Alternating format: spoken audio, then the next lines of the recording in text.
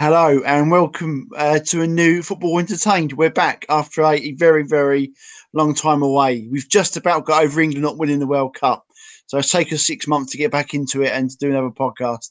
Tonight I'm joined as always by Michael. How you doing, mate? You're okay? Yeah, not too bad. Happy New Year to you. Happy New Year, mate. Yeah, most of this month has gone already, but it's shot round already. Somehow it's near the end of January, but Happy New Year. I would ask you if you've had a good Christmas, but you got rid of Mourinho, so you had a good Christmas anyway. So, yeah. So the reason we're on, obviously, is because on Friday it's Arsenal v Man United in the FA Cup. So me and Mike won't be friends for 90 minutes on Friday. We'll see how that goes.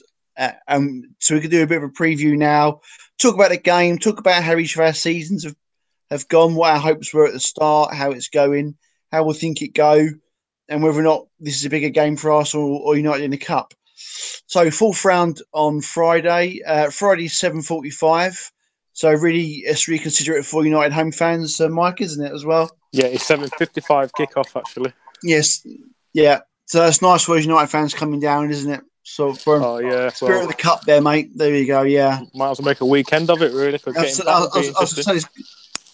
There's no trains coming down the other way or back at the other way after the game, is there as well? No, I don't think so. No.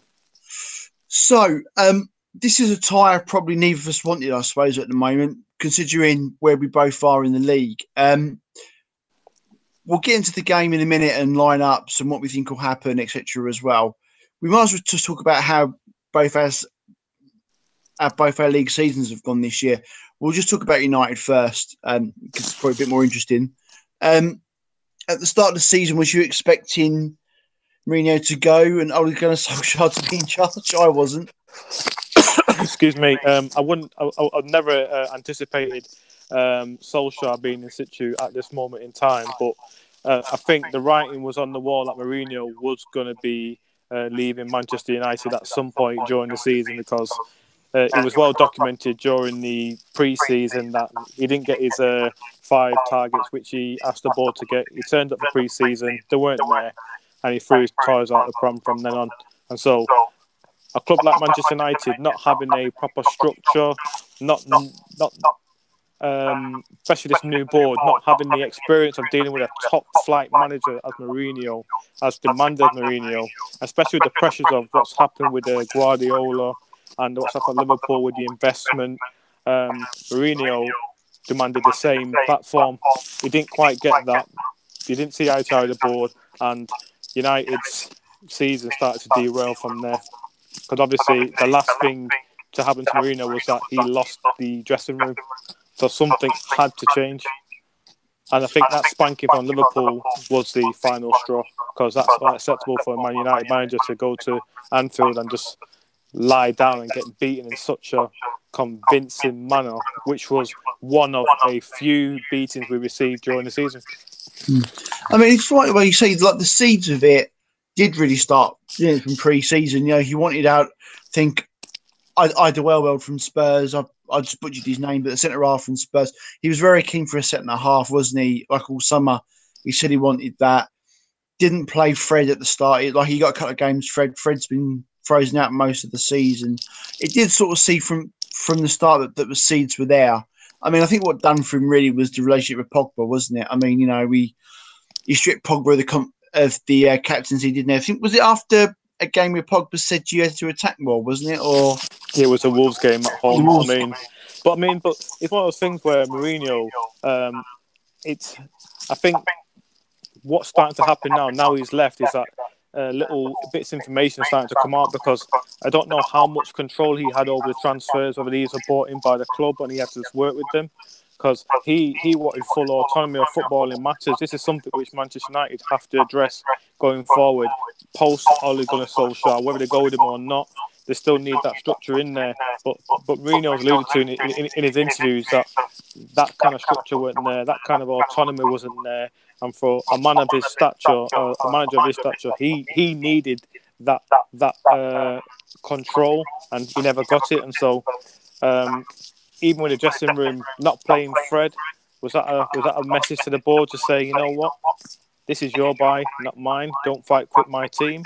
So I'm going to use who who I can depend on to give our team a bit of shape, a bit of structure, and give him a bit of comfort as to how he wants his kind of teams to play, as well as sending the message to the board saying these are the deficiencies in the United squad which I've told you need.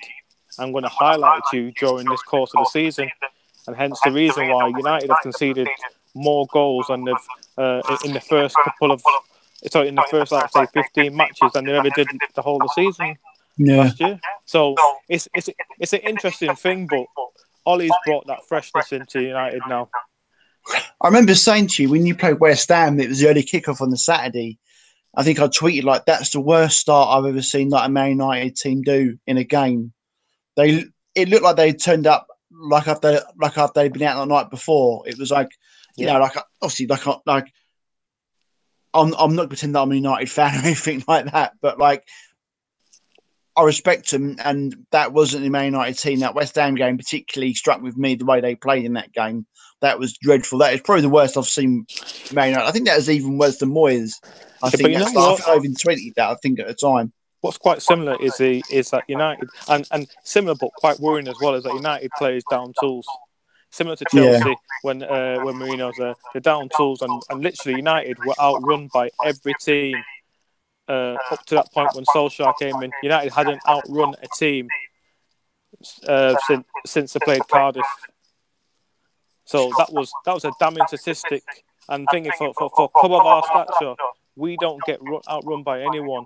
United have always been credited for working hard off the ball. This team will stop working completely. I think essentially we talk about structure as well. That has been in the press, isn't it? You know, the fact that there's no apparently they're looking for a director of football at the moment, aren't they, as well? And that's all coming in as well. I mean, it's kind of sort of similar to what Arsenal went through sort of last summer. You know, we let go like a legacy manager after 20 odd years. You know, obviously you went through that with Ferguson. But what Arsenal did is, or what they've tried to do is, so Wenger had all the power. In the last sort of year to 18 months he was there, that was slowly eroded for him as well. So they brought in Raul Sagani, who's the director of contracts, now does the finance.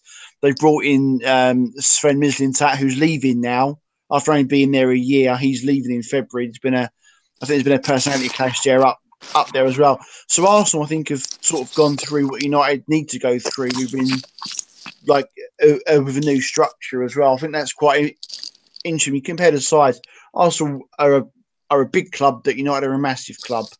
And the fact that there's really, you look at the boardroom structure, you know, Ferguson had Gill, didn't he, behind him as well, and them two worked. And the Mourinho and Woodward sort of axis hasn't worked, and it's just been them two, isn't it? I'm sure there are other people in that administration, but there's no director of football there. There's no one else you could say, oh, this guy is in charge of the scouting, or, you know, there's no conduit between Woodward and Mourinho, it seems to me, as on the outside. Well, United have a big scouting team. They've got about 50 odd people there, but the thing is, Ferguson used to go out with his brother Martin Ferguson, who used to go and do the scouting.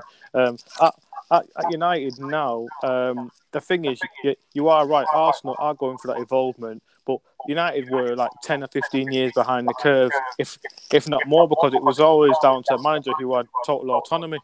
Mourinho wanted the same kind of stuff to say, these are the players I want, these players I want moving on, go and get this, go and get that. I've got my guys doing dossiers. But what United need to do is follow the model of Bayern, your Dortmund, your Barcelona, your Real Madrid, who have City, who have director of football, who have guys who go out and just deal with acquisitions, guys who do portfolios, looking at emerging talents, and then bringing that to mind and say, look, we've got all this information to hand. You can now select from this. Mourinho didn't have any of that. And United don't have that now still. And so they really need to get a director of football in now, and then have him be involved in the acquisition of the next manager to see this is what brand of football we want to play. But what's happened now, Ollie's come in and he's gotten back playing the United way, with Mike Phelan being there, who's a massive, massive influence to that dressing room and to that structure and to the mindset of what the requirements and what the players have have to adhere to in terms of the standards what Manchester United have benchmarked throughout this Premiership era. And then on Mourinho, sort of like in your own personal opinion and as the fans, did Mourinho fail at United or did United fail Mourinho? What was your sort of thought on that? I think it's a bit of both because Mourinho's football is behind the curve. But if you let this man do his job, Mourinho's always put efficient title team winning teams together. He wasn't allowed to do that while he watched Guardiola at Man City change his back four, change a keeper and centre back mid-season when it didn't work out. He watched Klopp spend their money. United did buy some big time players like Lukaku, Pogba.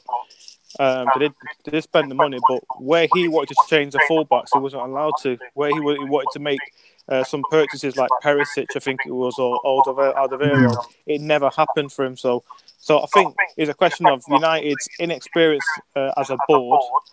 They did let him down a little bit, but his tactics as well and his failure to get that dressing room firing, he has to be accountable for that as well. So it's a combination of both. Yeah, it's like obviously you get a lot of people writing about why it happened, and I can journalists sort of say that obviously he had a massive breakdown with Pogba and that sort of thing. It sort of strikes me with managers now that just being a good manager or having tactics and coaching isn't enough now, because you've seen it not just with Mourinho, the way that players turn it on and off. I mean, you've talked Solskjaer, and we'll get into him in a moment as well. But as you said, the difference between the last days of Mourinho's football and the results compared to Solskjaer is stark.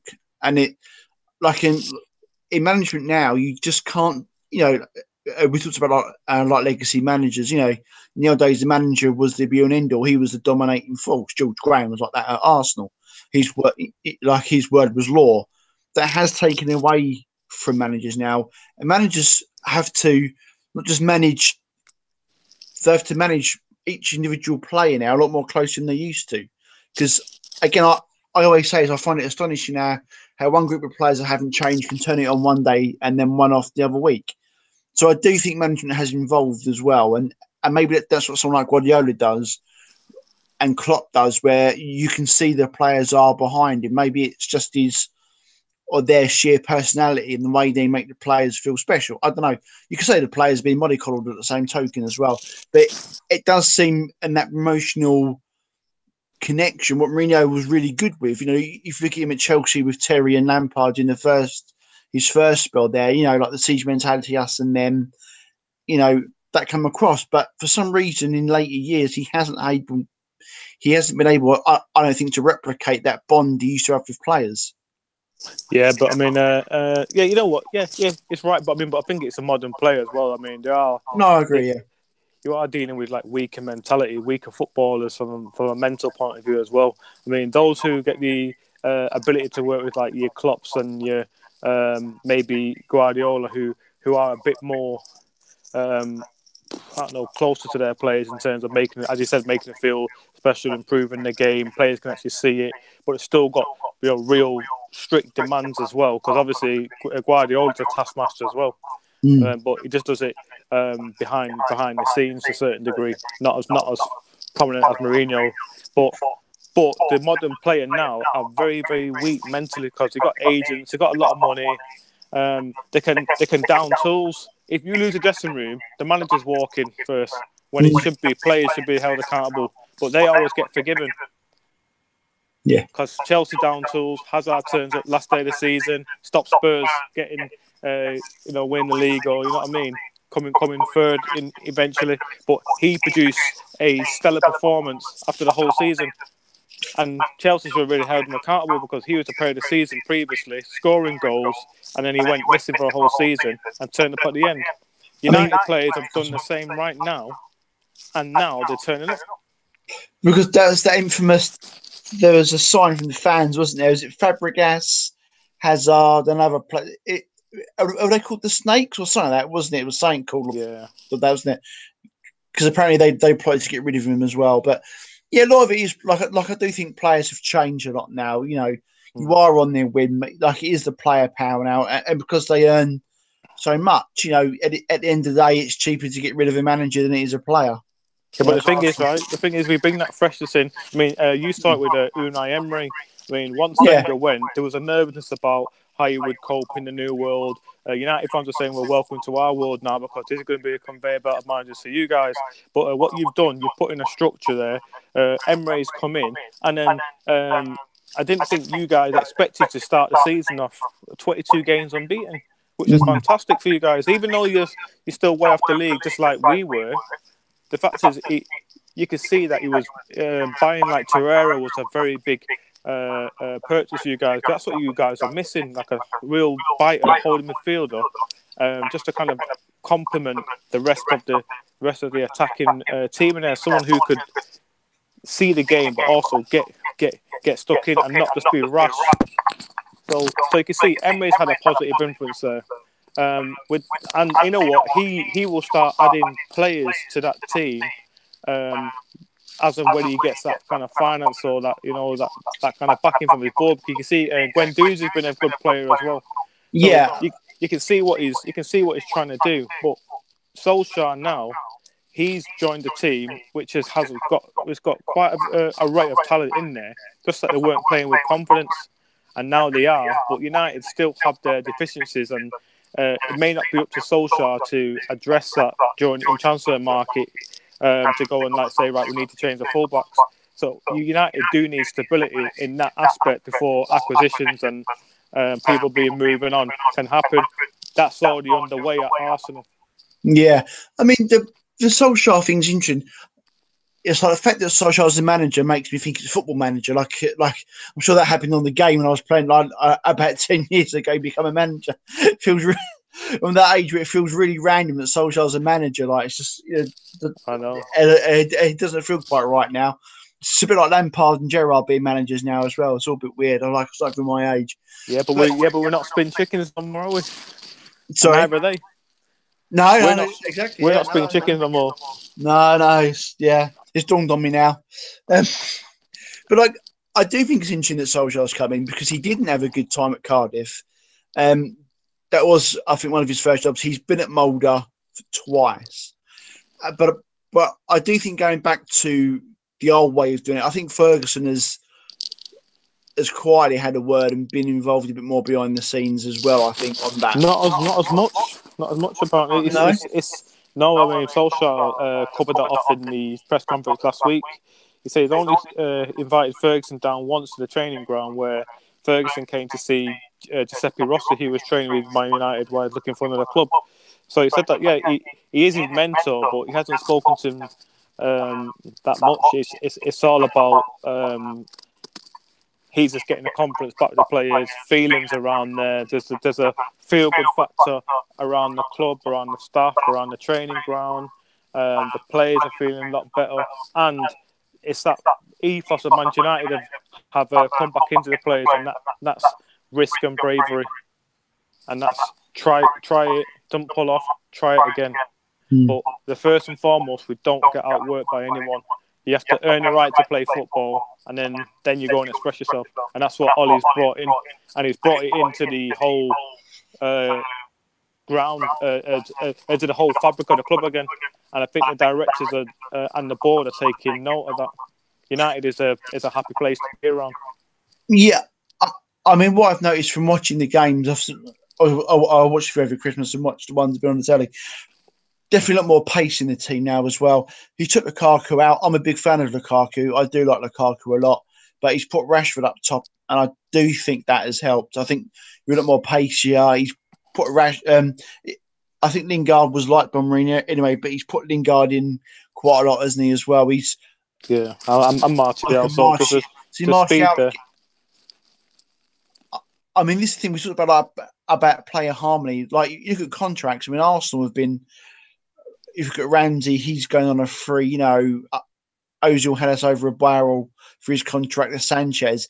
But United had a load of players who are out of contract. You got De Gea, Martial, Smalling and Jones, like proper serious players who are Pereira as well.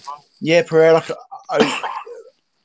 who were like a 6 to a year months out of their contract, and the fact that they've like I know that Martial's back to sign a new deal, wasn't he, as well, and a couple of others are just sort of shows a player power. Oh, you know, it's now Mourinho's going. Yes, I will sign a new deal.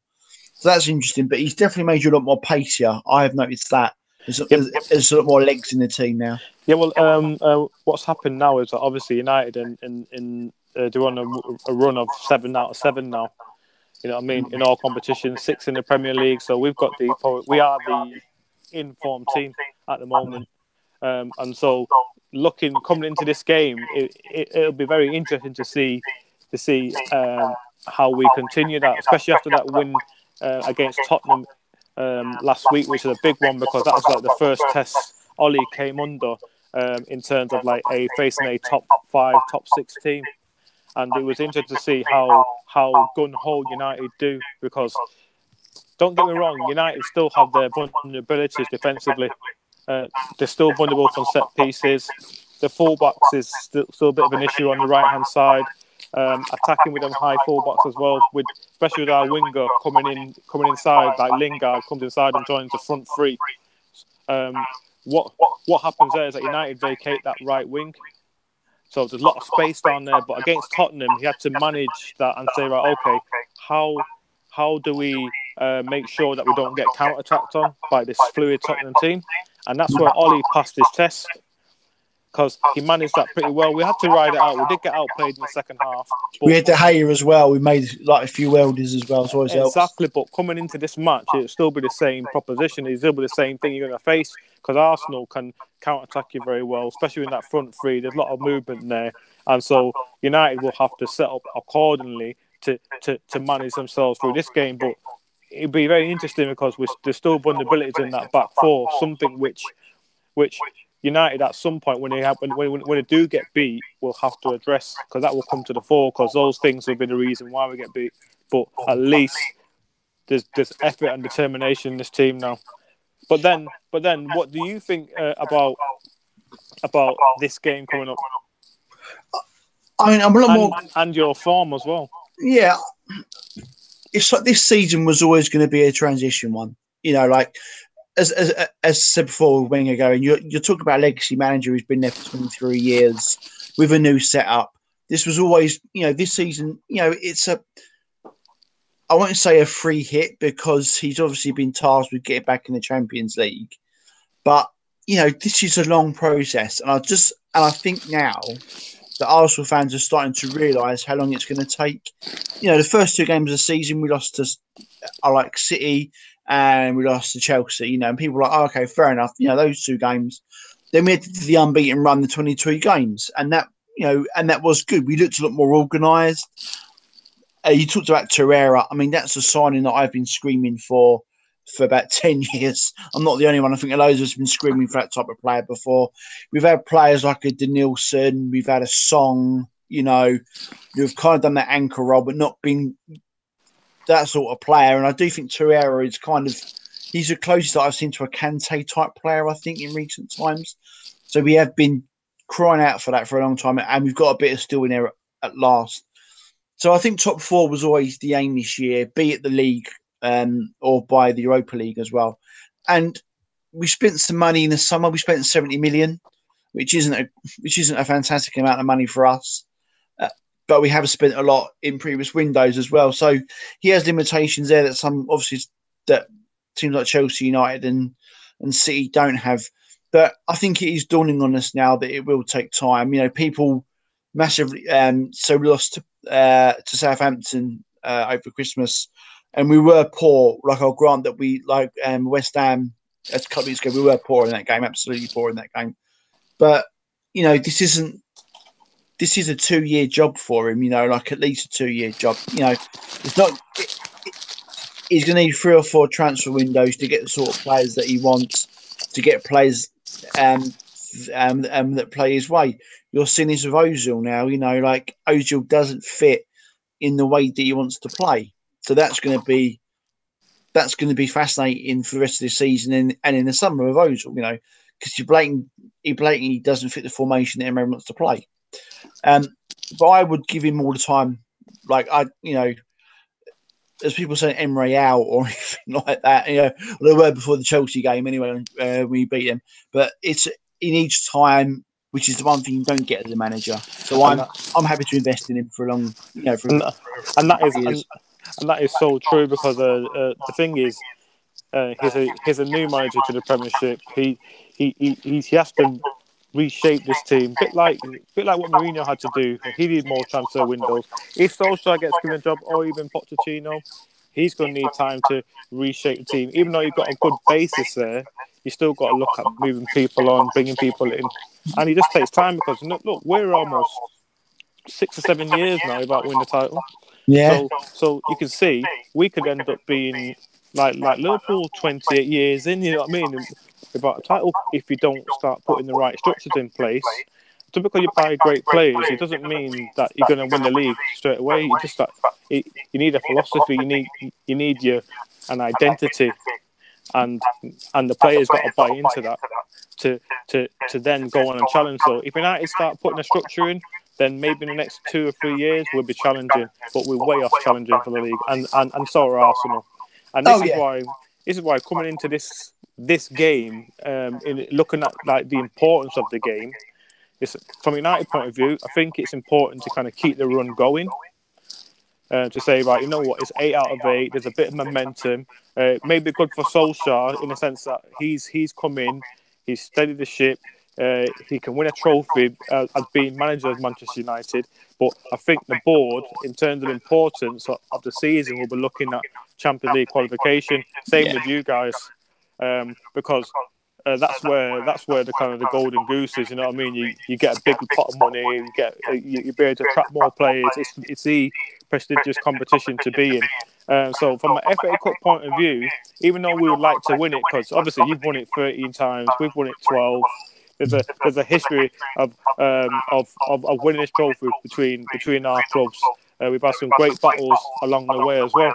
But the thing is, in terms of importance, and looking at your season playing Europa League as well, you guys will probably say, you know what, it'd be great to win it, but if we don't win it, will we be too bothered?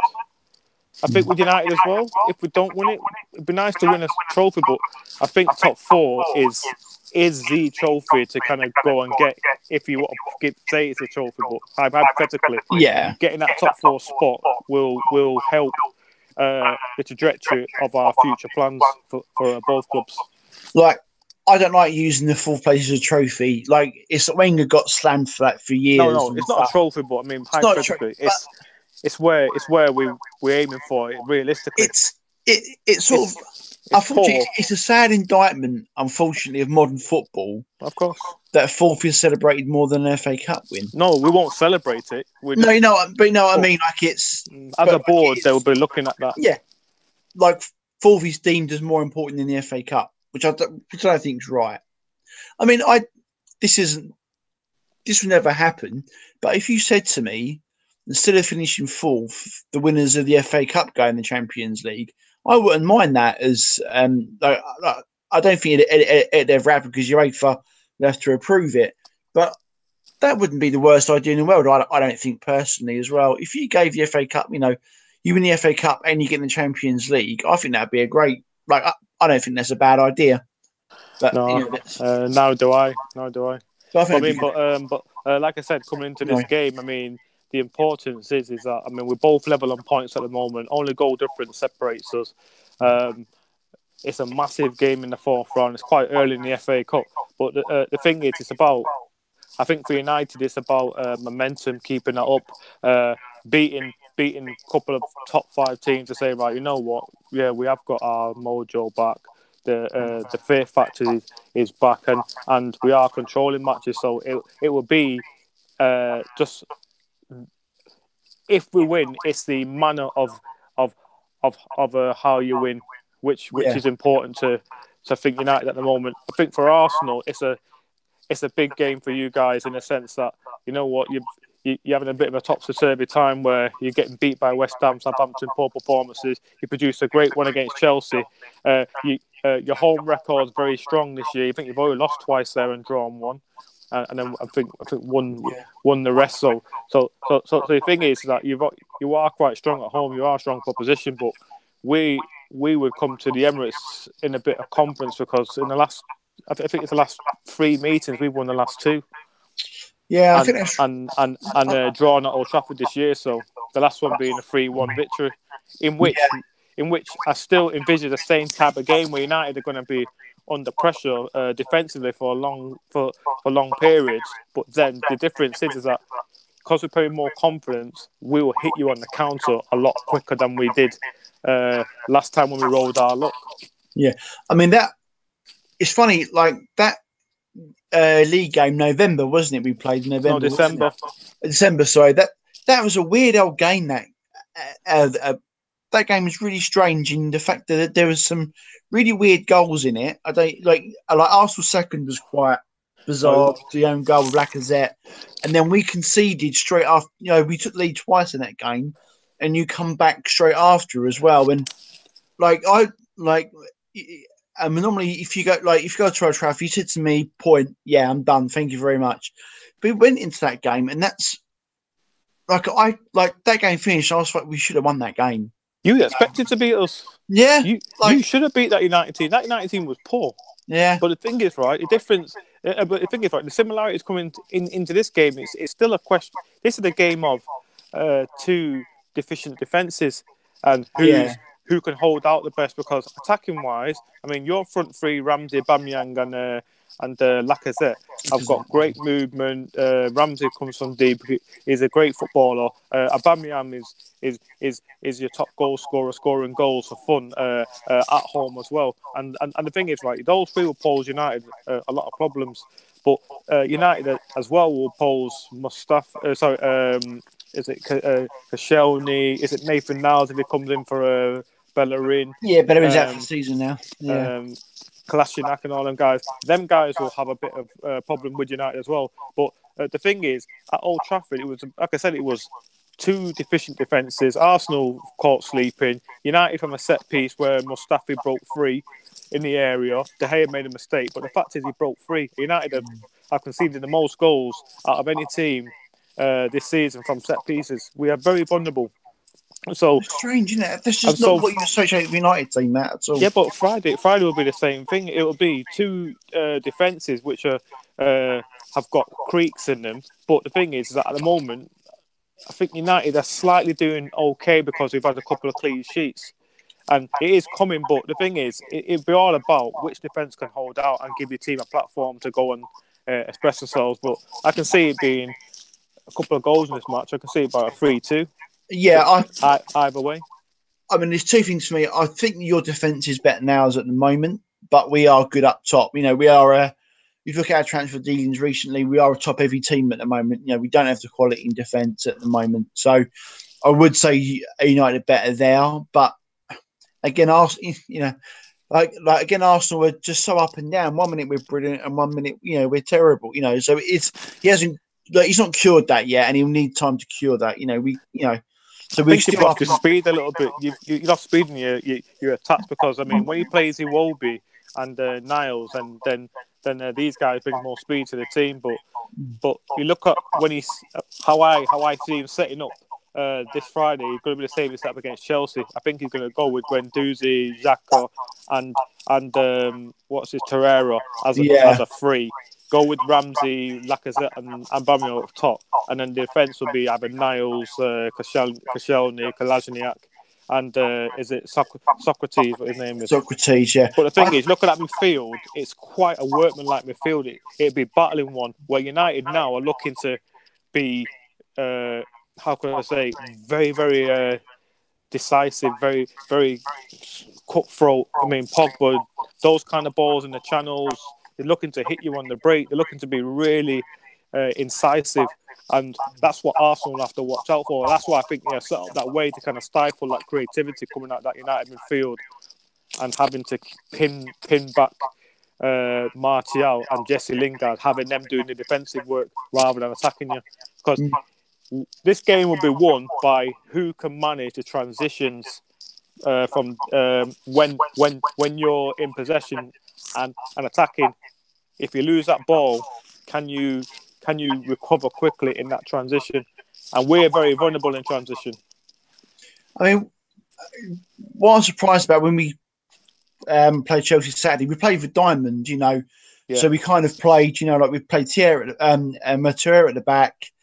Then you had Xhaka, Torreira, and then you had Ramsey up behind Aubameyang and Lacazette. I don't particularly like Diamond because I just think it just leaves you too vulnerable on the flanks, and I always feel that you lack pace in that formation. But but it worked, and I was really surprised it worked. Because if you look at that, because they play with Hazard, although he play up top, to be fair, but generally he drafts wide, and then you've got like either Pedro or William on the right. I was worried that the space, like width-wise, would do us, but it works really, really well, and I think he'll go for the same again. I think he'll play. I think he will. I think he'll do the Diamond. The only changes you'll see Maitland-Niles will come in for Bellerin because he's injured. Czech will play because it's a cup game. And he may give Koscielny the day off and play Mustafi, I think, as well. So that's Koscielny for the league. But I don't see many other changes apart from that. The thing with us now is that when you guys outworked Chelsea, you outworked them. You ran your heart out really, and you were in total control of that game. And plus, Chelsea's setup wasn't right. This is a team coming to the Emirates now, which feels it's right, which feels like the setup is right, because Ollie's sticking with he's not rotating as much. He's sticking with the first 11. He has kept a starting 11. He's changed here or there, like over Christmas, because he did games. Yeah, but it's due to injuries as well. Like Luke Shaw, he didn't start because he got injured in the warm up, or he felt sick. So Dalot came in. So I think if Dalot comes in, then he may be targeted by Arsenal because he's still young, he's still inexperienced, he's still finding his way. Yeah. So, but I envisage that Ollie will bring Luke Shaw back in if he's fit. Young will go on the right. It'd be Jones and Lindelof in the middle as centre backs. But from a midfield point of view, Herrera, Matic, Pogba is his consistent three, and I think this is where Herrera will probably go on Ramsey and stop him from playing, and Pogba and Matic will probably just match up with Guendouzi and Xhaka. But the thing is it's whether how much commitment your Emery's going to do in terms of Nathan Niles coming up, and is it Kolasinac coming up down that wing as well? Because you saw how Tottenham got hurt when they played with their high fullback. United stayed quite narrow in the channels and would split you open. And United carved Arsenal open in the first 22 minutes in our last minute at the Emirates. Yes. We went 2-0 up. Because the thing is, we did have to ride our luck, but we're still... I mean, look at the 3 goals. They were all done by counter-attack. Yeah, I think one of those goals, Mustafi cocked up, didn't he? I think he passed it wrong, he got a tackle wrong, he got subbed off as well. I remember that. I think Lingard scored that goal as well. Yeah. I mean, you were worth the 3-1. I mean, De Gea did do loads of saves in that game, but I think he started doing saves when it was 3-1 anyway. So it was 2-1 and 2-1. Pogba going to Lingard late on, but the thing is, at the time, we were still 14 chances conceded. We were being peppered, and this game will be. I don't think it'll be as open as that one, but I still think it's going to be end to end because I doubt any of us want a replay.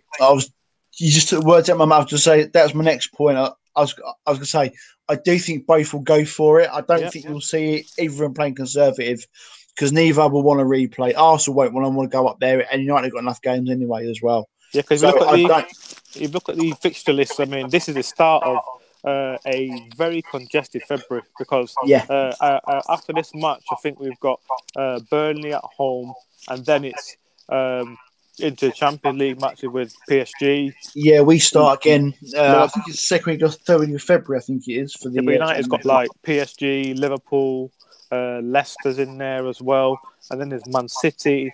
There's Arsenal again. Yeah. At some point, away to you boys as well. So it's really going to be every three days you'll be playing football. So I think for both teams, it's get it done in the night. We'll talk about what our hopes are for the rest of the season in a minute, but let's go predictions. So if you give me what you think the score will be and what your team will be for what you think the United team will be and the result, go on. Well, United team will be De Gea, it'll be Ashley Young, Lindelof, Jones, and Young if fit. If not, it'll be Dalot. It'll be Herrera, Matic, Pogba in the midfield three. It'll be Martial, Rashford, and Lingard. I think Alexis will be on the bench because he's coming back from injuries, but he will only get 10, 15 minutes, I reckon, if that. But I think from my point of view, my head's saying that it's going to be goals in this game, so I would probably go for a 3-2. If not that high scoring, it'd be 2-1 either way. Yeah, because you can't call it. But just like we are going there with a lot of confidence, 7 out of 7, and we are technically the informed team, and so I think your fans will have a bit more trepidation than we will because we're looking forward to this. Yeah, like I think after West Ham, I was thinking, oh Christ, it's United at home, and they're going well. But then, the Chelsea result, like I don't think many Arsenal fans, and I include myself at the time, looked at the Chelsea game thinking we were going to win 2-0. I was just like, oh, they might knock us over there. But that has given us another impetus now, and it'd be a shame if we lost that. I mean, in regards, as I said, I think I've already gone for our team. I think our team will be the same as Chelsea, but I do, as I said before, it'll swap Maitland-Niles for Bellerin. Mustafi will come in for Koscielny, I think, and they'll swap the keeper. But other than that, it will be the same team, I think, as Chelsea. I do see a lot of goals in this. I do think there'll be goals. I think United will win it because I just think they're just a bit better than us at the moment. I think it might be 2-1 United, I think. And the important thing for Arsenal as well is that it kind of, because we're so focused on getting Champions League back as well, something which I don't think we're going to get in the league. A lot of what Arsenal are and aren't going to do the rest of the season, I think, depends a lot on the transfer window. Because we've had 3 players in Holding, Welbeck and Bellerin who've all had season-ending injuries as well, which is not it's not anyone's fault. It happens sometimes like that, unfortunately with injuries as well. If you look at Bellerin, okay, you've got Jenkinson, Nick Steiner, and Maitland-Niles. You've got options. None of them are perfect, but it might be an opportunity for someone like Maitland-Niles to make a name for himself. Bellerin come into the first team because Debussy got injured, and he blossomed. So it's an opportunity there for him as well. But Arsenal need players. Like these stories about having no money in the wage bill. I struggle to see why we don't have any money. If it's like that, then we have to sell some second stringers. You have to get rid of someone like an El Neni or someone like that. Yeah. So if Arsenal don't bring anyone in, then I think it will be a case of we don't get top 4 via the league and we all go in for the Europa League. And I think we'll play a second team in the league. If we do bring reinforcements in, then who knows? This game reminds me a little bit. I don't know if you remember 2007, 2008, when we were both going for the league. Arsenal, that was the year we thought we were going to win the league. And we played FA Cup. I think it was the 5th round that time. And you beat us, I think it was 4-0 or 5-0. I can't remember now. And we played the second team. And you beat us 4-0, I think it was. And that kind of stopped our flow a bit. We were in a good run, but we played a second team against you and we lost 4-0. And that disrupted our flow there. I think our groove in that league. And that was not the reason, but one of the reasons why we fought it after that as well. So if we were to lose, it needs to be it sounds really doom-mongery, but if we lose, it needs to be a close loss so we can departmentalise it and we can say, all right, we've lost, but we'll move on, Yeah, but you know what? It's the same with us. I mean, the thing is, it's a cup game, it's a one-off game, but still, it's about momentum for both teams here now. Because the thing is, right, beating Chelsea and beating Man United in a week gives you a bit of a trajectory. For United, it's 8 wins on the spin. It will be still in the competition, still going for top 4. there's momentum there, and it's on to the next league game and go and make it 9, and so it's all about keeping that run going. But I think the key to this game here, in terms of the matchups, will be how Arsenal cope with a red hot Rashford, who's scored 7 in the last 10 games. He scored 4. For the first time he scored in 4 successive league matches. He's red hot at the moment, and it's stopping him.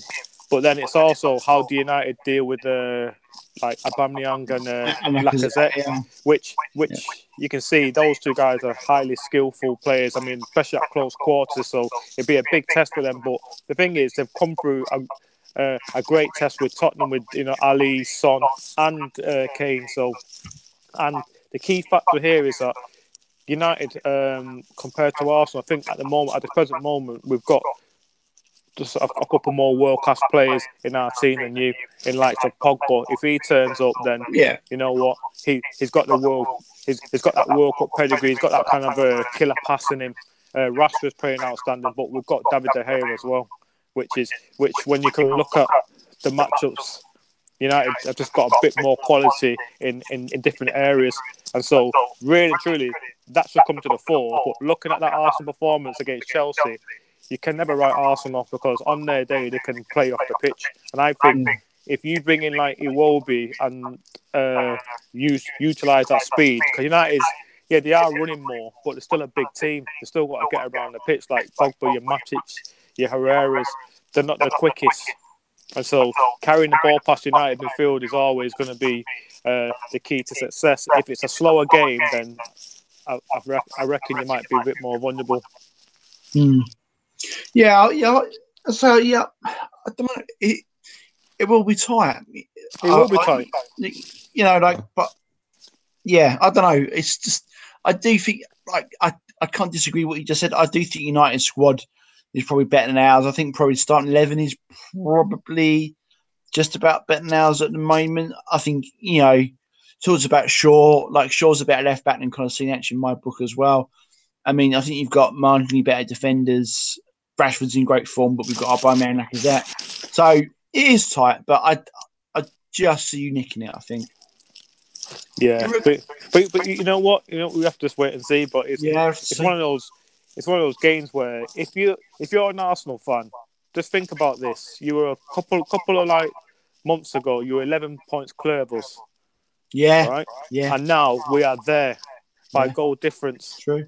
And the thing is, right, we wanted you guys to beat Chelsea because we're moving 3 points to them, because it's not about Arsenal, it's about Chelsea and Tottenham. They're the ones who we want to chase down. We're only 7 points behind Tottenham, like yourselves, but we're 3 points behind Chelsea. So we're just a win away from being in the top 4.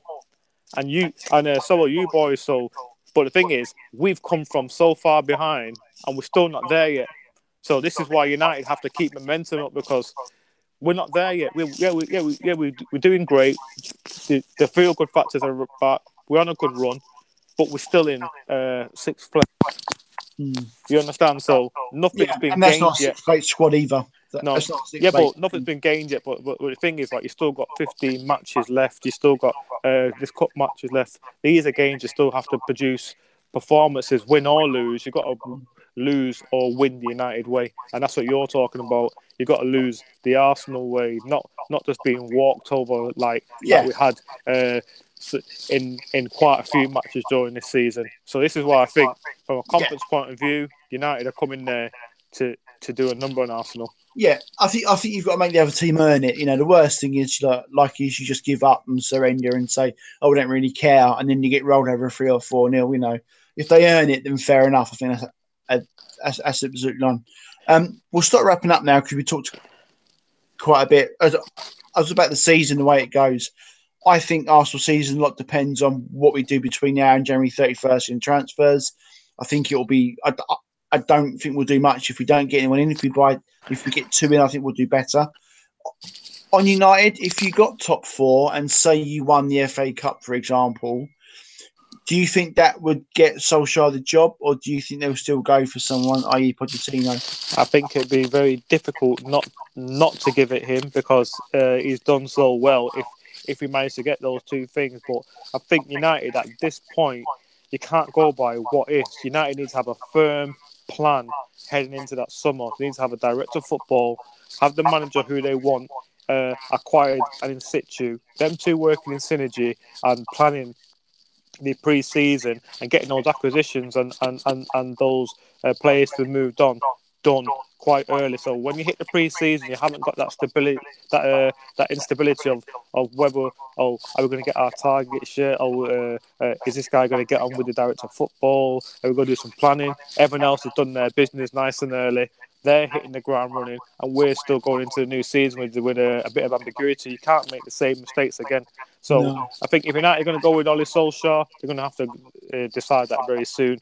Or you go straight after Pochettino and deal with Levy, which I think is going to be a nightmare of a task unless Pochettino says, I want to go myself anyway.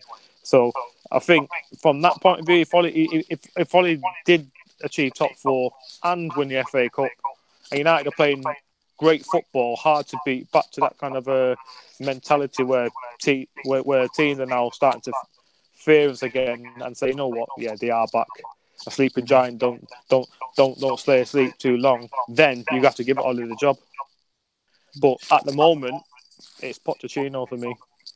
Yeah, I mean, I might be doing Solskjaer a disservice here because he has won 7 in a row. Although only one of those, I think, a top draw team in Spurs. I do get a bit of a Di Matteo feeling from him. When if you look at Di Matteo, when he took over Chelsea, he was a caretaker.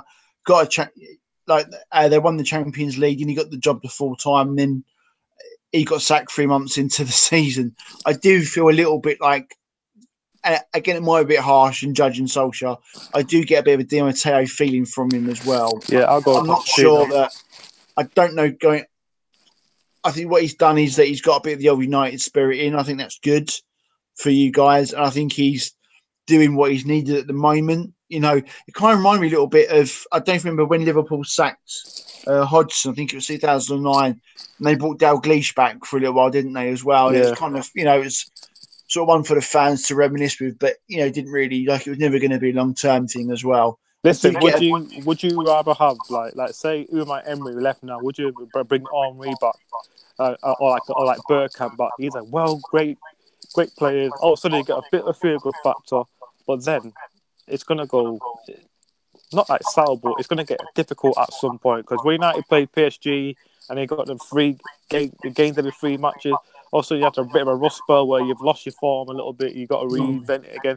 How do you change it up? How do you freshen it? And the thing is, right, what happens when you get to the end of the season and then Mike Phelan goes back to Australia or say, I'm going back to my team, Solskjaer goes back to Mould, or if they decide to keep Solskjaer, does he keep Mike Phelan on board as well? Does Phelan say, okay, well, we have to negotiate myself out of my contract and come back to this club and then have this kind of setup again? So United need a real defined structure and vision, something what we haven't had since Ferguson. There's no strategic plan or outlook, and even now I'm still thinking, it's great at the moment, but is there a plan in place? Because if that's my nervousness, if there isn't a plan in place, then we're going to be revisiting this cycle at some point where you guys have put a structure in. You've got Emery in as your manager, and he's got a way of playing, and he's looking to kind of build that way of playing. It might take time and it might take patience for the Arsenal fans, but at least you've got that structure in place. At the moment, we're still toying with it. Yeah, I think there's definitely more of a plan with us now. I said before, although Mislintat is going to be Mitch's, it's like the fans have been a bit nervous about that when they come out this week, but apparently he's going to be replaced by the Roma scout who worked with Emery before. So there is more of a plan there for us as well. I mean, on United for what it's worth, I would just go all in on Pochettino, whatever it costs. What will have to happen though is that he would have to tell Spurs that he wants to go. That's the way you get him. Yeah. You won't go any other way because Spurs just won't deal with it. He's got form as well. He's done it before. He dumped Southampton for Spurs, so he has got record of doing it. For me, I think he's the only candidate for United. I think, which may be dangerous. You put all your eggs in one basket, but for me, he's by far the standout candidate. It's Pochettino. I think that's the one that you guys will need. Yeah, but we'll see. And then for us, it's really just kind of rebuilding. Really, you know, I personally would like to sell Ozil. I don't think he fits in now. He doesn't really fit into Emery's plans, but he's on 350 grand a week. Do you accommodate him rest of the season, try and get him in the summer, or what? You know, so there's a lot of variables for us still as well. You know, we need a left back, we need a centre half, we need wingers. Is there the money there? You know, apparently it's not now, but in the summer. There's so much of what will happen. But I think, you know, in summing up, I think Friday will be a good shootout.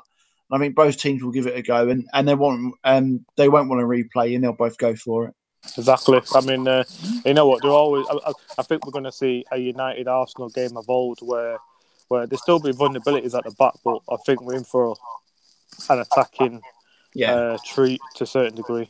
I do think it'll be a good game. I think it'll be a cracker. Yeah, a bit more open, but I think the difference is, like I said, United will be coming to turn you over because Solskjaer, being a United player, he's been in these kind of games. He knows what it's like to go to Arsenal. He knows what the expectation is, and him and Phelan will be drilling that into the players. So, and the fact is, because we had a bit of a lapse in the last 25 minutes against Brighton, where I thought Brighton could have picked our pockets, especially at set pieces, where United look vulnerable. I think Solskjaer will address that, saying, look, you can't do that again, not against a team who's going to work as hard as Arsenal. So, mark my words, he will know he's in for a big game. He knows this is going to be a big test, but it's one he'll be relishing, as well as United fan base. So, you know what, bring it on. I mean, it's always good against Arsenal. Well, it's always good. If he wants the job, these are the games you're judged upon. Exactly. That's, simple as that, you know. And I know it's not a throwaway game, but it is as well. I know. No, I know what I'm saying. Like, if you win, it's great, and you move on, you get a bit of confidence. If you lose it, as I said before, you know, if you lose 2-1, 3-2, it's a closed game. You put everything into it, but you just miss out. Then, as I say, you can departmentalise and say, okay, fine, we're out, but we've got the league, we've got the Champions League or Europa, whatever, and we'll go from there. Yeah. All right, then, mate. We'll leave it there. May the best team win. Yes. Good luck. So you probably will, but may the best team win, and then we'll do this after the game on Friday, and we'll chat then. Okay, then. Thank you. Cheers for your time, mate. All See the you best. later. Bye. Bye.